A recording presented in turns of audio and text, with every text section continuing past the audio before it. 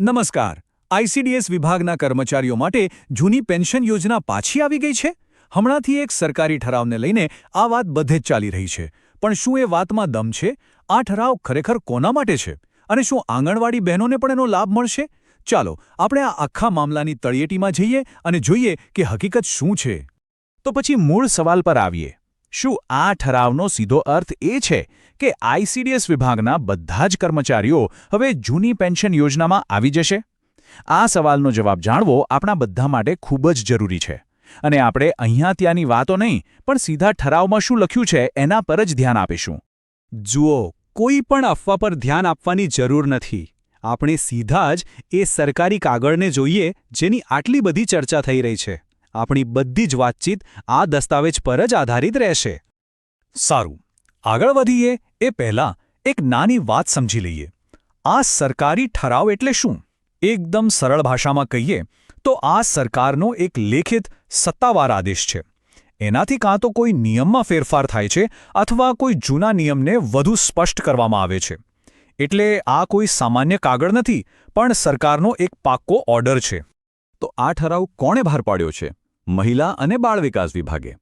પણ અહીંયા સૌથી કામનો શબ્દ છે સુધારો. સમજો, આ કોઈ નવી પેન્શન યોજના નથી લાવી રહ્યા. આ તો ખાલી જૂની પેન્શન યોજનામાં કોને લેવા એ બાબતે એક જૂનો હુકમ હતો ને, એમાં નાનકડો ફેરફાર કરી રહ્યા છે. આટલું સમજાય એટલે અડધી ગેરસમજ તો એમ જ દૂર થઈ જાય. ચાલો હવે સૌથી અગત્યના સવાલ પર આવીએ. આ ફેરફારનો ફાયદો ખરેખર કોને મળશે? આ ઠરાવમાં કોનું નામ લખેલું છે? એક વાત પહેલાં જ સાફ કરી દઉં, આ જે ઠરાવ છે ને એ બધા માટે નથી. એનો લાભ બહુ જ ઓછા અને ચોક્કસ લોકોને જ મળવાનો છે. આ કોઈ વ્યાપક ફેરફાર નથી. અને અહીંયા જ બધી અટકળો પૂરી થઈ જાય છે. આ ઠરાવ સાફ કહે છે કે આ લાભ ફક્ત બાળ વિકાસ યોજના અધિકારીઓને મળશે.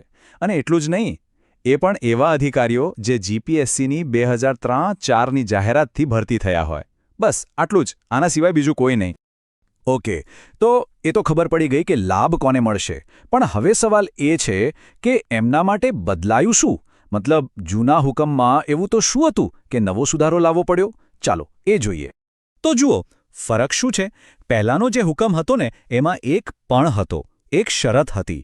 એમાં લખ્યું હતું કે ભવિષ્યમાં જો તમારા ડોક્યુમેન્ટ્સમાં કંઈક પ્રોબ્લેમ નીકળ્યો તો આ હુકમ કેન્સલ પણ થઈ શકે છે. હવે આ તો એક લટકતી તલવાર જેવું થયું, બરાબર? તો હવે નવા સુધારામાં એ શરત જ કાઢી નાખી છે અને સીધું કહી દીધું છે કે ભાઈ આ અધિકારીઓ બધા નિયમ પ્રમાણે પાત્રતા ધરાવે છે. બસ વાત પૂરી. એટલે આ આખી વાતનો સાર શું નીકળ્યો? સાર એ છે કે જે અધિકારીઓનો ઉલ્લેખ છે એમના માથે જે એક અનિશ્ચિતતા હતી એ હવે દૂર થઈ ગઈ છે. એમની પેન્શનની પાત્રતા પર હવે કોઈ જો અને તો નથી રહ્યું. પાક્કું થઈ ગયું છે. એમના માટે આ બહુ મોટી રાહતની વાત છે. ચાલો, અત્યાર સુધી અધિકારીઓની વાત થઈ. પણ હવે એ સવાલ પર આવીએ જે કદાચ સૌથી વધુ લોકો પૂછી રહ્યા છે અને જેના લીધે બધી ગેરસમજ ઊભી થઈ છે કે ભાઈ આંગણવાડી બહેનોનું શું? એમને આનો કોઈ ફાયદો ખરો? તો ચાલો, કોઈ આડીઅવડી વાત નહીં, એકદમ સીધો સવાલ. શું આ સરકારી ઠરાવ આંગણવાડી કાર્યકરોને લાગુ પડે છે? જવાબ એકદમ સીધો, સાફ અને ટૂંકો છે. ના, આ સરકારી ઠરાવ આંગણવાડી કાર્યકરો કે તેડાગર બહેનોને જરા પણ લાગુ પડતો નથી. આ વાત મગજમાં બરાબર બેસાડી લેજો, જેથી કોઈ તમને ગેરમાર્ગે ન દોરી શકે. હવે સવાલ થાય કે આવું શા માટે?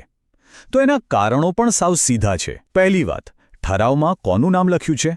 ફક્ત જીપીએસસીથી ભરતી થયેલા બાળ વિકાસ યોજના અધિકારીઓનું. બીજું, આપણે શરૂઆતમાં જ જોયું કે આ કોઈ નવી પોલિસી નથી. આ તો એક જૂના ઓર્ડરમાં થયેલો નાનકડો સુધારો છે. અને ત્રીજું, અધિકારીઓની નોકરીનો વર્ગ અને આંગણવાડી કાર્યકરોની સેવાનો વર્ગ અને નિયમો એ બંને સાવ અલગ છે. એટલે આ બેને ભેગા કરવાનો કોઈ પ્રશ્ન જ ઊભો નથી થતો. અંતમાં ચાલો એક વિચાર કરીએ.